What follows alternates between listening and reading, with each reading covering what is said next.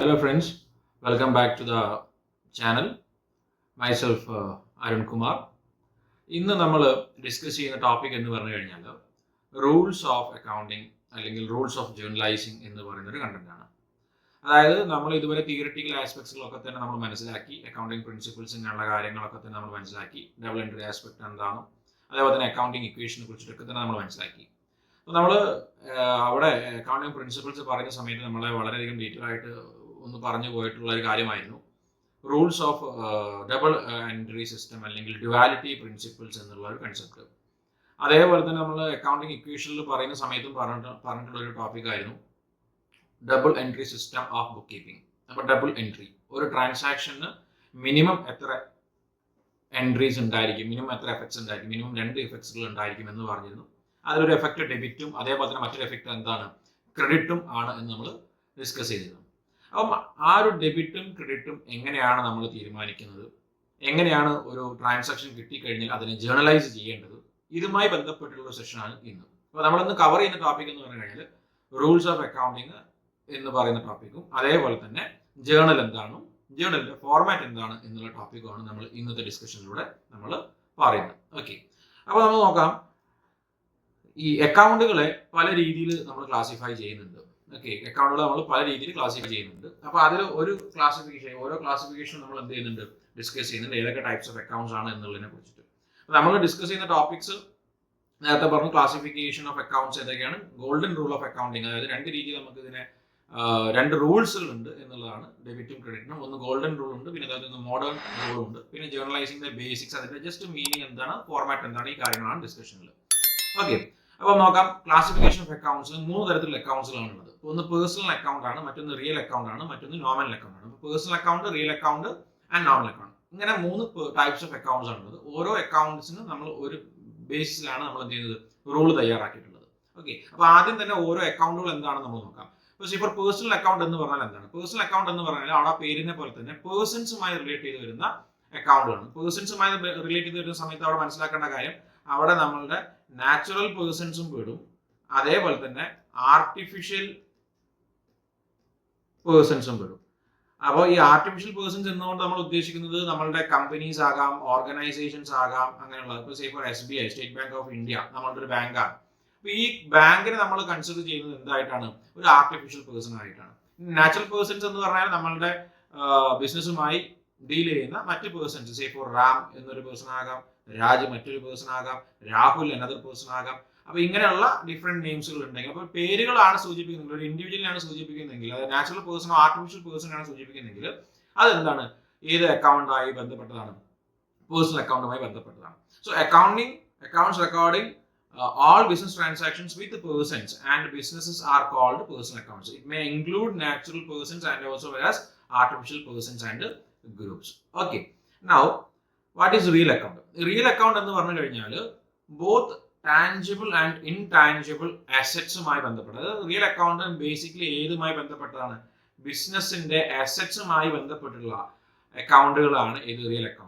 അപ്പോൾ അസറ്റ് എന്ന് പറഞ്ഞു കഴിഞ്ഞാൽ അത് ഏത് ക്ലാസിഫിക്കേഷനിലാണ് വരിക, റിയൽ അക്കൗണ്ട്സിന്റെ ക്ലാസിഫിക്കേഷൻസിലാണ് വരിക. അസറ്റ്സ് അത് ടാഞ്ചിബിൾ അസറ്റ്സും ആകാം, ഇൻടാഞ്ചിബിൾ അസറ്റ്സും ആകാം. ടാഞ്ചിബിൾ അസറ്റ്സ് എന്ന് പറഞ്ഞു കഴിഞ്ഞാൽ എന്താണ്, നമുക്ക് തൊടാനും കാണാനും ഒക്കെ സാധിക്കുന്ന അസറ്റ്സിനെ നമ്മൾ എന്ത് ചെയ്യുന്നു, ടാഞ്ചിബിൾ അസറ്റ്സ് എന്ന് പറയുന്നത്. അതേസമയം ഇൻടാഞ്ചിബിൾ അസറ്റ്സ് എന്ന് പറഞ്ഞു കഴിഞ്ഞാൽ നമുക്ക് എന്ത് ചെയ്യാൻ പറ്റില്ല, തൊടാൻ സാധിക്കില്ല, നമുക്കത് കാണാൻ സാധിക്കില്ല എന്നാണെങ്കിൽ, ഫോർ നമ്മളുടെ പാറ്റന്റ് റൈറ്റുകൾ, കോപ്പി റൈറ്റുകൾ, ഇങ്ങനെയുള്ള കാര്യങ്ങൾ, പിന്നെ അതേപോലെ തന്നെ ഇൻഡസ്ട്രിയൽ ഡിസൈൻസ്, ഇങ്ങനെയുള്ള കാര്യങ്ങളൊക്കെ എന്താണ്, ഒരു ഇൻടാഞ്ചിബിൾ അസറ്റ്സുകൾ ആണ്.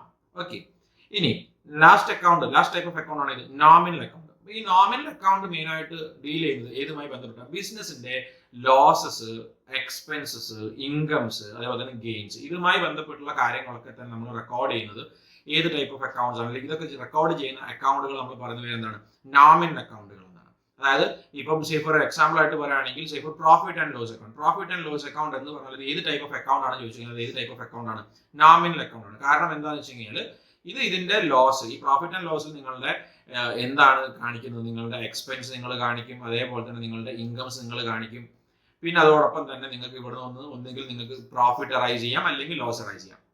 അപ്പൊ ഇതാണ് നോമിനൽ അക്കൗണ്ട്സ്. നോർമലി ഈ പറഞ്ഞിരിക്കുന്ന ടെമ്പററി അക്കൗണ്ട്സ് ആണ്. ഈ നോമിനൽ അക്കൗണ്ട്സ് എന്ന് പറഞ്ഞാൽ ഏത് ടൈപ്പ് ഓഫ് അക്കൗണ്ട്സ് ആണ്? ടെമ്പററി അക്കൗണ്ട്സ് ആണ്. കാരണം ഇതൊരു വർഷത്തേക്കാണ് തയ്യാറാക്കുന്നത്. കാരണം P&L ആണെങ്കിൽ പ്രോഫിറ്റ് ലോസ് ഒക്കെ ആണെങ്കിൽ ആ ഒരു കറണ്ട് ഇയറിന്റെ പ്രോഫിറ്റും ലോസും അസസ് ചെയ്യാൻ വേണ്ടിയിട്ടാണ് നമ്മളത് തയ്യാറാക്കുന്നത്.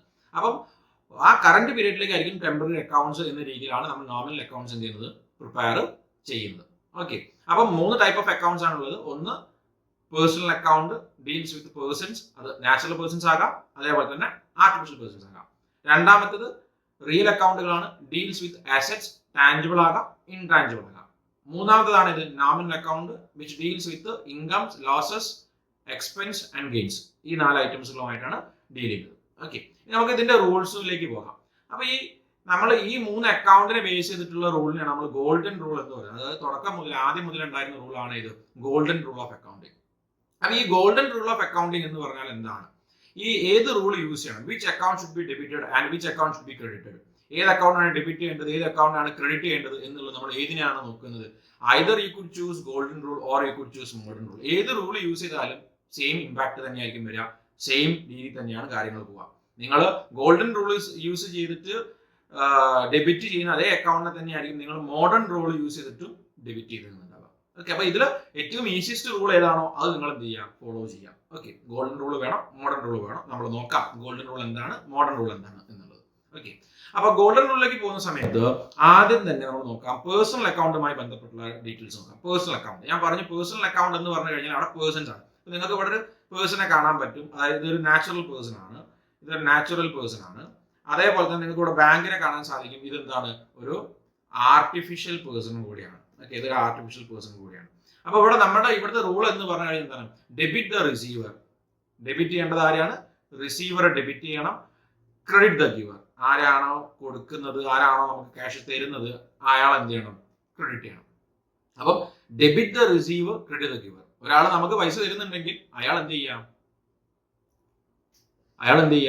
ക്രെഡിറ്റ് ചെയ്യാം. അയാൾ ഗിവറാ അല്ലെ. ഇപ്പൊ ബാങ്ക് എന്ത് ചെയ്യുന്നു, നമുക്ക് ക്യാഷ് തരികയാണെങ്കിൽ, ബാങ്ക് നമുക്ക് എന്ത് ചെയ്യാണ്, ക്യാഷ് തരുന്നുണ്ടെങ്കിൽ, ബാങ്കിന് എന്ത് ചെയ്യണം, നിങ്ങൾ ക്രെഡിറ്റ് ചെയ്യണം. ടു ബാങ്ക് എന്നത് നിങ്ങൾക്ക് എഴുതാം, ക്രെഡിറ്റ് ആസ്പെക്ട്. അതേസമയം നിങ്ങൾ ബിസിനസ് എന്ത് ചെയ്യാണ്, റിസീവ് ചെയ്യുകയാണെങ്കിൽ, നമുക്ക് ക്യാഷ് ആണ് കിട്ടുന്നതെങ്കിൽ നമുക്ക് എന്ത് ചെയ്യാം, നമ്മളെ ഡെബിറ്റ് ചെയ്യാം. ഓക്കെ, നമുക്ക് എന്ത് ചെയ്യാം, ആളെ ഡെബിറ്റ് ചെയ്യാം. നമുക്ക് നമ്മുടെ ബിസിനസ്സിലേക്ക് ക്യാഷ് ആണ് വരുന്നെങ്കിൽ അപ്പൊ നമുക്ക് ക്യാഷ് എന്ത് ചെയ്യാം, ഡെബിറ്റ് ചെയ്യാം. ഓക്കെ, അല്ലെങ്കിൽ പേഴ്സൺ ആണെങ്കിൽ ആ പേഴ്സണിന്റെ പേര് നമുക്ക് എന്ത് ചെയ്യാം, ഡെബിറ്റ് ചെയ്യാം. എനിവേ, അപ്പം പേഴ്സണൽ അക്കൗണ്ട് റൂൾ എന്താണ്, പേഴ്സണിന്റെ പേരാണ് നിങ്ങൾ കാണുന്നതെങ്കിൽ അയാൾ ക്യാഷ് തരികയാണോ അല്ലെങ്കിൽ ക്യാഷ് വാങ്ങുന്ന വ്യക്തിയാണോ എന്നാണ് നിങ്ങൾ എന്ത് ചെയ്യേണ്ടത് നോക്കേണ്ടത്. റിസീവർ ആണെങ്കിൽ he should be debited, giver ആണെങ്കിൽ he should be credited.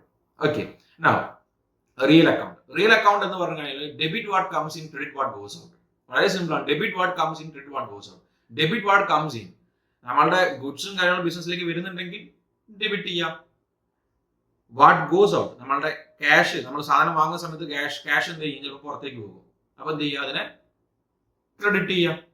Okay, ഇപ്പൊ നമ്മൾ എന്ത് ചെയ്യാണ്, കുറച്ച് ഫർണിച്ചേഴ്സ് നമ്മുടെ സ്ഥാപനത്തിലുള്ള, നമ്മുടെ ബിസിനസ് ഓർഗനൈസേഷൻ കുറച്ച് ഫർണിച്ചേഴ്സ് നമ്മൾ എന്ത് ചെയ്തു, വിറ്റു.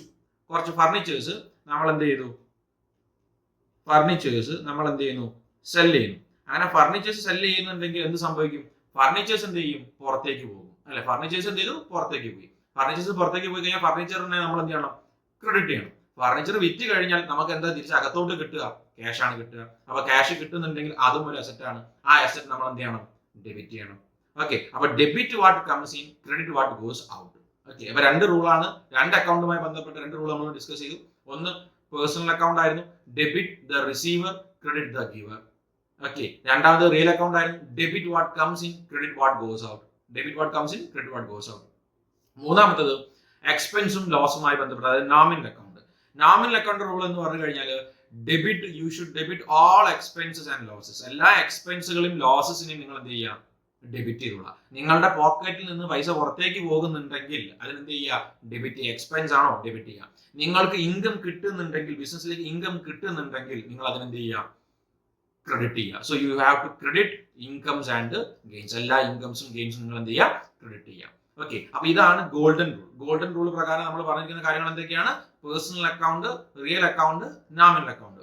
പേഴ്സണൽ അക്കൗണ്ട് ആണെങ്കിൽ ഡെബിറ്റ് ചെയ്യേണ്ടത് ആരെയാണ്, റിസീവറെയാണ്. ക്രെഡിറ്റ് ചെയ്യേണ്ടത് ആരെയാണ്, ഗിവറെയാണ്. റിയൽ അക്കൗണ്ട് ആണെങ്കിൽ ഡെബിറ്റ് ചെയ്യേണ്ടത് ആരെയാണ്, അല്ലെങ്കിൽ ഡെബിറ്റ് ചെയ്യേണ്ടത് എന്തിനാണ്? What comes in. ക്രെഡിറ്റ് ചെയ്യേണ്ടത് എന്തിനാണ്? What goes out. Nominal account ആണെങ്കിൽ എന്താ ചെയ്യേണ്ടത്?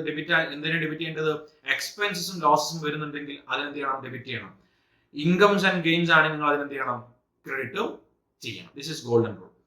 ഓക്കെ, ഇനി മോഡേൺ റൂൾ പ്രകാരം പോവുകയാണെങ്കിൽ മോഡേൺ റൂൾ നമ്മൾ വെറും വളരെ സിമ്പിൾ ആയിട്ടുള്ള ഈ ഒരു സ്റ്റാറിനെ മാത്രം ആലോചിച്ച് വെച്ചാൽ മതി. ഈ ഒരു 5 പോയിന്റ്സ് ഉള്ള ഒരു സ്റ്റാർ, ഒരു സ്റ്റാർ വരയ്ക്കുന്ന സമയത്ത് നമുക്ക് അവിടെ ഒരു 5 പോയിന്റ്സ് കിട്ടുന്നുണ്ട്. ഈ 5 പോയിന്റ്സിനെ മാത്രം നമ്മൾ എന്ത് ചെയ്യാൻ ഡിസ്കസ് ചെയ്യാൻ മതി. അതോടൊപ്പം തന്നെ നമുക്ക് അറിയാവുന്ന ഒരു ടോപ്പിക് കൂടി, അല്ലെങ്കിൽ നമുക്ക് അറിയാവുന്ന ഒരു കാര്യം കൂടി നമ്മൾ മനസ്സിലാക്കി വെക്കുക. LIC എന്താണ്? LIC, what do you mean by LIC? Life insurance corporation അല്ല. ലൈഫ് ഇൻഷുറൻസ് കോർപ്പറേഷൻ അല്ല. നമുക്ക് എന്താണ്? Liability income capital. എന്താണ് LIC? Liability income and capital. Okay, liability income capital, LIC. Okay, LIC, liability income capital. അപ്പം ഇനി പിന്നെ നിങ്ങൾ ഓർത്ത് വെക്കേണ്ട ഒരു ടേം, വോവൽസ്, AEIOU. AEIOU നമുക്ക് AE മാത്രം മതി, IOUവിന്റെ ആവശ്യമില്ല. ഏത് മാത്രം മതി? A and E. AE എന്താണ്? അസറ്റും അതേപോലെ തന്നെ എക്സ്പെൻസും. അപ്പം AEIOU വേണ്ട, AE മതി. LIC, liability income capital. AE, asset and expense. So ഈ മേജർ 5 ഹെഡ്സ് നമ്മളുടെ ബിസിനസ്സിലെ ഏത് ഒരു അക്കൗണ്ട് നമ്മൾ എടുത്ത് നോക്കി കഴിഞ്ഞാലും, ഏതൊരു ട്രാൻസാക്ഷൻ എടുത്ത് നോക്കി കഴിഞ്ഞാലും, ഏതൊരു എലമെന്റ് നമ്മൾ എടുത്ത് നോക്കി കഴിഞ്ഞാലും ആ എലമെന്റ് ഈ 5 ഹെഡിന്റെ അണ്ടറിലായിരിക്കും വരുന്നത്. ഒന്നെങ്കിൽ അത് ലയബിലിറ്റി അണ്ടറിൽ വരും, അല്ലെങ്കിൽ അത് ഇൻകത്തിന്റെ അണ്ടറിൽ വരും, അല്ലെങ്കിൽ അത് ക്യാപിറ്റൽ അണ്ടറിലായിരിക്കും വരിക. ഇനി ഇതിൽ മൂന്നിലും പെട്ടിട്ടില്ലെങ്കിൽ അത് ഇതിലാ വരിക, അസറ്റോ അല്ലെങ്കിൽ എക്സ്പെൻസോ ആയിരിക്കും. ഈ 5 എണ്ണത്തിലല്ലാതെ നമ്മളുടെ അക്കൗണ്ടിങ്ങിൽ ഈ ജീവിതകാലം മൊത്തം നമ്മൾ എത്ര പഠിച്ചാലും ഈ 5 ഹെഡ് അല്ലാതെ ഇതിന്റെ താഴെ വേറെ ഒന്നും തന്നെ, അല്ലെങ്കിൽ ഇതിന് മുകളിൽ വേറെ ഒന്നും തന്നെ വരാൻ വേണ്ടി പോകുന്നില്ല. എല്ലാം ഈ 5 എണ്ണത്തിന്റെ താഴെ മാത്രമേ വരികയുള്ളൂ എന്ന് കൃത്യമായിട്ട് മനസ്സിലാക്കുക. ഒന്നും കൂടി സ്പെസിഫൈ ചെയ്യാം. കാരണം എന്താണെന്ന് വെച്ച് കഴിഞ്ഞാൽ നമ്മൾ പ്രിപ്പയർ ചെയ്യുന്ന 2 ഡോക്യുമെന്റ്സ് ഉണ്ട്, വളരെ ഇമ്പോർട്ടന്റ് ആയിട്ടുള്ള 2 ഡോക്യുമെന്റ്സ്. അതായത് ഒന്നാണ് ഇത് പ്രോഫിറ്റ് ആൻഡ് ലോസ്, മറ്റൊന്നാണ് ഇത് ബാലൻസ് ഷീറ്റ് എന്ന് പറഞ്ഞു കഴിഞ്ഞാൽ. അപ്പം ഈ പ്രോഫിറ്റ് ആൻഡ് ലോസ് അക്കൗണ്ട് നമ്മൾ എപ്പോഴും കാണിക്കുന്ന ഏതൊക്കെയാണ്? എക്സ്പെൻസും അതേപോലെ തന്നെ ഇൻകംസുമാണ്. ബാലൻസ് ഷീറ്റിൽ വരുന്ന മേജർ 3 ഹെഡുകൾ എന്ന് പറഞ്ഞു കഴിഞ്ഞാൽ ഒന്ന് ലയബിലിറ്റിയും, ഒന്ന് ക്യാപിറ്റലും, മറ്റൊന്ന് ഏതാണ്? അസറ്റുമാണ്. അപ്പൊ ഈ 5 ഹെഡുകൾക്ക് ഉള്ളിൽ മാത്രമേ എല്ലാ എലമെന്റ്സുകളും അല്ലെങ്കിൽ എല്ലാ അക്കൗണ്ടുകളും ജനറേറ്റ് ചെയ്യുള്ളൂ. അപ്പൊ ഈ 5 ഹെഡുകൾ മാത്രം വെച്ചിട്ടാണ് നമ്മളുടെ ഏത് റൂള് വരുന്നത്? മോഡേൺ റൂള് വരുന്നത്. അപ്പം ഇവിടെ ശ്രദ്ധിക്കേണ്ട കാര്യം, അല്ലെങ്കിൽ ഇവിടെ നിങ്ങൾ മനസ്സിലാക്കേണ്ട കാര്യം ഇത്ര മാത്രമേ ഉള്ളൂ. LIC ഇൻക്രീസ് ആയാൽ എന്ത് ചെയ്യുക? ക്രെഡിറ്റ് ചെയ്യുക. ലയബിലിറ്റി കൂടി, ഇൻകം കൂടി, ക്യാപിറ്റൽ കൂടി എന്ത് ചെയ്യുക? ക്രെഡിറ്റ് ചെയ്തോളുക. കുറഞ്ഞാൽ എന്ത് ചെയ്യുക? ഡെബിറ്റ് ചെയ്തോളുക. ലയബിലിറ്റി കുറഞ്ഞു, ഇൻകം കുറഞ്ഞു, ക്യാപിറ്റൽ കുറഞ്ഞു, എന്ത് ചെയ്തോളുക? ഡെബിറ്റ് ചെയ്തോളുക. This is the rule. എന്താണ്? ലയബിലിറ്റി കൂടിയാൽ എന്ത് ചെയ്യണം? ക്രെഡിറ്റ് ചെയ്യണം. കുറഞ്ഞാൽ എന്ത് ചെയ്യണം? ഡെബിറ്റ് ചെയ്യണം. ഇൻകം കൂടിയാൽ എന്ത് ചെയ്യണം? ക്രെഡിറ്റ് ചെയ്യണം. കുറഞ്ഞാൽ എന്ത് ചെയ്യണം? ഡെബിറ്റ് ചെയ്യണം. ക്യാപിറ്റൽ ഇൻക്രീസ് ആയാൽ എന്ത് ചെയ്യണം? ക്രെഡിറ്റ് ചെയ്യണം. ഡിക്രീസ് ആയാൽ എന്ത് ചെയ്യണം? ഡെബിറ്റ് ചെയ്യണം. അസറ്റ് ആൻഡ് എക്സ്പെൻസ്, അസറ്റും എക്സ്പെൻസും എങ്ങനെയാണ് വരിക? അസറ്റും എക്സ്പെൻസും അതിന്റെ റൂൾ എങ്ങനെയായിരിക്കും? അസറ്റും എക്സ്പെൻസും റൂൾ എന്ന് പറഞ്ഞു കഴിഞ്ഞാൽ AE ആണ്. നമ്മൾ പറഞ്ഞു AE ഇൻക്രീസ് ചെയ്ത് കഴിഞ്ഞാൽ എന്ത് ചെയ്തോളുക? ഡെബിറ്റ് ചെയ്തോളുക. ഡിക്രീസ് ചെയ്ത് കഴിഞ്ഞാൽ എന്ത് ചെയ്തോളുക? ക്രെഡിറ്റ് ചെയ്തോളുക. വളരെ സിമ്പിൾ ആണ്. അസറ്റും ഇൻക്രീസ് ചെയ്താൽ, അതായത് അസറ്റും എക്സ്പെൻസും ഇൻക്രീസ് ആവുകയാണെങ്കിൽ നമ്മുടെ അസറ്റുകൾ കൂടുകയാണ്, നമുക്ക് ക്യാഷ് കൂടുന്നുണ്ടെങ്കിൽ ക്യാഷ് എന്ത് ചെയ്തോളുക? ഡെബിറ്റ് ചെയ്തോളുക. നമ്മുടെ അസറ്റ് കുറയുകയാണെങ്കിൽ, ക്യാഷ് കുറയുന്നുണ്ടെങ്കിൽ എന്ത് ചെയ്തോളുക? ക്രെഡിറ്റ് ചെയ്തോളുക. അപ്പം അസറ്റ് ഇൻക്രീസ് ആയി എന്ത് ചെയ്യുക? ഡെബിറ്റ് ചെയ്യുക. ഡിക്രീസ് ആയി എന്ത് ചെയ്യുക? ക്രെഡിറ്റ് ചെയ്യുക. എക്സ്പെൻസ് ഇൻക്രീസ് ചെയ്താൽ എന്ത് ചെയ്തോളുക? ഡെബിറ്റ് ചെയ്തോളുക. ഡിക്രീസ് ചെയ്താൽ എന്ത് ചെയ്തോളുക? ക്രെഡിറ്റ് ചെയ്തോളുക. So this is the modern rule. ഇതിൽ ഏറ്റവും സിമ്പിൾ എന്ന് എനിക്ക് തോന്നുന്നതും എപ്പോഴും ഞാൻ അഡോപ്റ്റ് ചെയ്യുന്നതും ഏത് റൂളാണ്? മോഡേൺ റൂളാണ്. LICAE. വളരെ സിമ്പിൾ ആണ്. LIC ഇൻക്രീസ് ചെയ്താൽ എന്ത് ചെയ്യുക? ക്രെഡിറ്റ് ചെയ്യുക. കുറഞ്ഞാൽ എന്ത് ചെയ്യുക? ഡിക്രീസ് ചെയ്യുക. AE കൂടിയാൽ എന്ത് ചെയ്യുക? ഡെബിറ്റ് ചെയ്തോളൂ. കുറഞ്ഞാൽ എന്ത് ചെയ്യുക? ക്രെഡിറ്റ് ചെയ്തോളൂ. വളരെ സിമ്പിൾ ആണ്. LICAE. ഈ ഒരു ടേം മറന്നു പോകേണ്ട. LICAE. മറ്റേത് personal account, real account, nominal account, അതുമായി ബന്ധപ്പെട്ട സെന്റൻസുകൾ, ഇതൊക്കെ തന്നെ പഠിക്കുന്നതിനേക്കാൾ കുറച്ചുകൂടി എളുപ്പം എനിക്ക് തോന്നുന്നത് മോഡേൺ റൂൾ ആണ്. LICAE. Okay. So LIC increase ചെയ്താൽ ക്രെഡിറ്റ് ചെയ്യുക. ഡിക്രീസ് ചെയ്താൽ എന്താണ്? ഡെബിറ്റ് ചെയ്യുക. അസറ്റ് ആൻഡ് എക്സ്പെൻസ് ഇൻക്രീസ് ചെയ്താൽ ഡെബിറ്റ് ചെയ്യുക. ഡിക്രീസ് ചെയ്താൽ എന്ത് ചെയ്യുക? ക്രെഡിറ്റ് ചെയ്യുക. Okay. So this is the rule. അപ്പൊ ഈ റൂൾ യൂസ് ചെയ്തിട്ട് നമ്മൾ എന്ത് ചെയ്യാൻ വേണ്ടി പോവുകയാണ്? ഇനി ജേർണലൈസിംഗിലേക്ക് പോവുകയാണ്. എന്തിലേക്ക് പോവാണ്? ജേർണലൈസിംഗിലേക്ക് പോവുകയാണ്. അപ്പൊ എന്താണ് ജേർണലൈസിംഗ്? നമുക്ക് നോക്കാം എന്താണ് ജേർണലൈസിംഗ്. സോ ജേർണൽ എന്ന് പറഞ്ഞു കഴിഞ്ഞാൽ ആദ്യം നമ്മൾ മനസ്സിലാക്കി, ജേർണൽ എന്ന് പറഞ്ഞു കഴിഞ്ഞാൽ അതൊരു ബുക്കാണ്. ട്രാൻസാക്ഷൻസ് ഒക്കെ തന്നെ നമ്മൾ റെക്കോർഡ് ചെയ്യുന്ന ഒരു ബുക്കാണ്. In the order in which they occur, ഏത് ഓർഡറിലാണോ ഇത് സംഭവിക്കുന്നത്, ട്രാൻസാക്ഷൻസ് എങ്ങനെയാണോ സംഭവിക്കുന്നത് ആ ഓർഡർ തന്നെ പ്രോപ്പർ ആയിട്ട് റെക്കോർഡ് ചെയ്ത് വരുന്ന ഒരു ബുക്കിനെയാണ് നമ്മൾ എന്ത് എന്ന് പറയുന്നത്? ജേർണൽ എന്നുകൊണ്ട് ഉദ്ദേശിക്കുന്നത്. അതായത് 1-ാം തീയതി തന്നെ 1/1/2024 നടന്ന കാര്യം അത് 1-ാം തീയതിയുടെ ഡേറ്റിൽ തന്നെ ആയിരിക്കും റെക്കോർഡ് ചെയ്യേണ്ടത്. അതിൽ തന്നെ അത് ഏത് ഐറ്റം ആണോ അല്ലെങ്കിൽ ഏത് ട്രാൻസാക്ഷൻ ആണോ ടൈം ടു ടൈം ആയിട്ട് നടക്കുന്നത് ആ ടൈം ടു ടൈമിൽ തന്നെ നമ്മൾ റെക്കോർഡ് ചെയ്യും. അതായത് ഒരു ക്രോണോളജിക്കൽ ഓർഡറിലായിരിക്കും നമ്മൾ എന്ത് ചെയ്യുന്നത്? ജേർണലില് റെക്കോർഡിംഗ് നടത്തുന്നത്. അതുകൊണ്ട് തന്നെ ഇത് ഏത് ബുക്ക് എന്നുള്ള പേരിലാണ് അറിയപ്പെടുന്നത്? ബുക്ക് ഓഫ് ഒറിജിനൽ എൻട്രി എന്നുള്ള പേരിൽ കൂടിയാണ് ഇത് അറിയപ്പെടുന്നത്. ഏത് ബുക്കിന്റെ പേരിലാണ് അറിയപ്പെടുന്നത്? ബുക്ക് ഓഫ് ഒറിജിനൽ എൻട്രി എന്നുള്ള പേരിൽ കൂടിയാണ് ഇത് അറിയപ്പെടുന്നത്. Okay, the process of recording transaction is known as what? Journalizing. The process of recording. അപ്പോൾ നമ്മൾ എന്ത് ചെയ്യുന്നു? ജേർണൽ ബുക്കിലേക്ക് ഓരോ ട്രാൻസാക്ഷൻസും നമ്മൾ എന്ത് ചെയ്യാണ്? എഴുതുന്നുണ്ടെങ്കിൽ എഴുതി കഴിഞ്ഞാൽ അതിനെയാണ് നമ്മൾ എന്ത് എന്ന് പറയുന്നത്? ജേർണലൈസിങ് എന്നുകൊണ്ട് ഉദ്ദേശിക്കുന്നത്. അപ്പൊ ഞാനൊരു എൻട്രി എഴുതുകയാണ്, അതായത് ക്യാഷ് അക്കൗണ്ടിനെ ഡെബിറ്റ് ചെയ്തു ടു ക്യാപിറ്റൽ എന്ന് ഞാനൊരു എൻട്രി അവിടെ പാസ് ചെയ്തു കഴിഞ്ഞാൽ ഈ ഒരു എഴുതുന്ന ഒരു ഫോർമാറ്റിനാണ് നമ്മൾ എന്ത് എന്നുകൊണ്ട് ഉദ്ദേശിക്കുന്നത്? ജേർണലൈസിംഗ് എന്നുള്ള പ്രോസസ് എന്നുകൊണ്ട്, അല്ലെങ്കിൽ ജേർണലൈസിംഗ് എന്നുള്ളതുകൊണ്ട് ഉദ്ദേശിക്കുന്നത്. Process of recording a transaction is called as journalising. And entry made in the journal is called as journal entry. അപ്പം ഇവിടെ ഞാനൊരു എൻട്രി രേഖപ്പെടുത്തി. ഏതാണ് എൻട്രി രേഖപ്പെടുത്തിയത്? Cash account up to capital. ഇതിനെയാണ് നമ്മൾ എന്ത് എന്ന് പറയുന്നത്? ജേർണൽ എൻട്രി എന്ന് വിശേഷിപ്പിക്കുന്നത്. അപ്പൊ cash account up to capital എന്ന് എഴുതുന്ന പ്രോസസ്സിനെ പറയുന്ന പേര് എന്താണ്? Journalising. Cash account up to capital എന്ന് എന്താ ചോദിച്ചാൽ അതെന്താണ്? അത് ജേർണൽ എൻട്രി. ജേർണൽ എന്താന്ന് ചോദിച്ചാൽ എന്താണ്? ബുക്ക് ഓഫ് ഒറിജിനൽ എൻട്രി, അതായത് ക്രോണോളജിക്കൽ ഓർഡറിൽ ട്രാൻസാക്ഷൻസ് റെക്കോർഡ് ചെയ്യാൻ വേണ്ടി ഉപയോഗിക്കുന്ന ബുക്ക്, അത് ജേർണൽ. റെക്കോർഡ് ചെയ്യുന്ന പ്രോസസ്, ആ എഴുതുന്ന പ്രോസസ്സിനെ പറയുന്ന പേര് ജേർണലൈസിംഗ്. ജേർണലൈസിംഗ് ചെയ്ത് കഴിഞ്ഞാൽ അവിടെ എഴുതി വെച്ചിരിക്കുന്ന ആ എൻട്രിയെ പറയുന്ന പേര് ജേർണൽ എൻട്രി. ക്ലിയർ ആണല്ലോ ജേർണൽ? ഇനി ഇതിന്റെ ഫോർമാറ്റ് എങ്ങനെയാണെന്ന് നോക്കാം. ഓക്കെ, അപ്പോൾ ഇതിന്റെ ഫോർമാറ്റിലേക്ക് പോകുന്ന സമയത്ത് തന്നെ നമ്മൾ മനസ്സിലാക്കേണ്ട കുറച്ച് കാര്യങ്ങളുണ്ട്, ഇത് എങ്ങനെയാണ് എഴുതേണ്ടത് എന്നുള്ളത്. അപ്പൊ ദ പ്രോസസ് ഓഫ് റെക്കോർഡിംഗ് എന്താണ്? ജേർണലൈസിംഗ് എന്ന് പറഞ്ഞു. അപ്പൊ അവിടെ കൃത്യമായിട്ട് മനസ്സിലാക്കുക, the name of the account to be debited is to be to the left hand side and the name of the account to be credited in the next line by word to. ഈ രീതിയിലാണ് നമ്മളിത് എഴുതേണ്ടത്.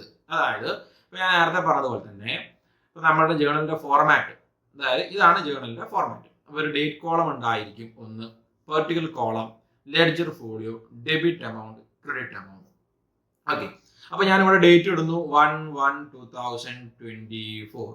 Okay, ഞാനിവിടെ ഒരു entry എഴുതുകയാണ്. അപ്പം ആദ്യത്തെ aspect entry എന്ന് പറഞ്ഞാൽ ഡെബിറ്റ് ആസ്പെക്ട് എൻട്രി ആയിരിക്കും. അപ്പൊ ഞാൻ ഡെബിറ്റ് എൻട്രി ആസ്പെക്ട് എഴുതുമ്പോൾ എന്റെ ലെഫ്റ്റ് ഹാൻഡ് സൈഡിനോട് ചേർന്നിട്ട്, അതായത് ക്യാഷ് അക്കൗണ്ട് ഡെബിറ്റ് എന്ന് ഞാൻ എഴുതി. Debit DR dot. Okay, DR dot. Okay, cash account debit എന്ന് ഞാൻ ഇവിടെ എഴുതി. ഇനി എന്ത് ചെയ്യണം? ഇനി നെക്സ്റ്റ്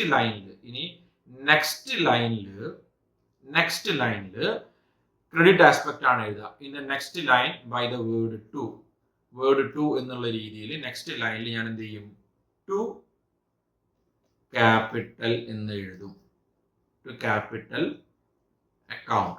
ഓക്കെ, അപ്പൊ ഇവിടെ ശ്രദ്ധിക്കുക, ഇവിടെ ഞാനൊരു സ്പേസ് ഇട്ടിട്ടുണ്ട്. അത് വെറുതെ ഇട്ടതല്ല, അത് മനഃപൂർവ്വം ഇട്ടത് തന്നെയാണ്. ഇവിടെ ഒരു ഗ്യാപ്പ് എപ്പോഴും നമ്മൾ എന്ത് ചെയ്യണം? മെയിൻറ്റെയിൻ ചെയ്യണം. ഇതാണ് അതിന്റെ ഒരു ഫോർമാറ്റ്, എൻട്രി എഴുതുന്നതിന്റെ ഒരു ഫോർമാറ്റ്. ആണ് ഒരു കാരണവശാലും നിങ്ങൾ എങ്ങനെ എഴുതരുത്? Cash account debit to capital, ഈ ഒരു ഫോർമാറ്റിൽ നിങ്ങൾ എന്ത് ചെയ്യരുത്? എഴുതരുത്. ഇത് തെറ്റാണ്. ഈ ഒരു ഫോർമാറ്റ് തെറ്റാണ്. ഓക്കെ, ഇനി the narration to be written within the brackets in the next line in the particular column itself. അതേ കോളത്തിൽ തന്നെ നിങ്ങൾ അതിന്റെ ഒരു നരേഷൻ കൂടിയും പ്രൊവൈഡ് ചെയ്യണം. എന്താണ് നരേഷൻ? നരേഷൻ എന്ന് പറഞ്ഞു കഴിഞ്ഞാൽ വിത്തിൻ ബ്രാക്കറ്റ്സിൽ ഈ ഒരു ട്രാൻസാക്ഷൻ എന്ന് പറഞ്ഞാൽ എന്താണ്, അല്ലെങ്കിൽ ഇതിന്റെ ഈ ട്രാൻസാക്ഷന്റെ അർത്ഥം എന്താണ് എന്നുള്ളതാണ്. എന്താണ് ഈ ട്രാൻസാക്ഷന്റെ അർത്ഥം എന്ന് ചോദിച്ചു കഴിഞ്ഞാൽ ഇൻട്രൊഡ്യൂസ്ഡ് ക്യാപിറ്റൽ. എന്താണ്? ഇൻട്രൊഡ്യൂസ്ഡ് ക്യാപിറ്റൽ കൊണ്ടുവന്നു ബിസിനസ്സിലേക്ക്. ഇത്രയേ ഉള്ളൂ ഇതിന്റെ എന്ത് നരേഷൻ എന്നുകൊണ്ട് ഉദ്ദേശിക്കുന്നത്. ഇത് എന്തിനാണ് വെച്ച് കഴിഞ്ഞാൽ ഇപ്പോൾ ഓരോ അക്കൗണ്ടന്റുമാരും പല സ്ഥലങ്ങളിൽ നിന്ന് പല പല സ്ഥലത്തേക്ക് മാറും. അപ്പം എപ്പോഴെങ്കിലും നമ്മൾ എടുത്ത് നോക്കുന്ന സമയത്ത് ഈ ഒരു ട്രാൻസാക്ഷനുമായി ബന്ധപ്പെട്ടിട്ട് കൃത്യമായിട്ട് നമുക്ക് ഒരു ക്ലാരിറ്റി കിട്ടില്ലെങ്കിൽ ക്ലാരിഫിക്കേഷൻ പർപ്പസിന് വേണ്ടിയിട്ടാണ് നമ്മൾ ആ ട്രാൻസാക്ഷൻ എന്താണ് സൂചിപ്പിക്കുന്നത് എന്നുള്ള ആ ഒരു മീനിങ് നമ്മൾ എന്ത് ചെയ്യുന്നത് കാണിക്കുന്നത്. Okay, introduced capital.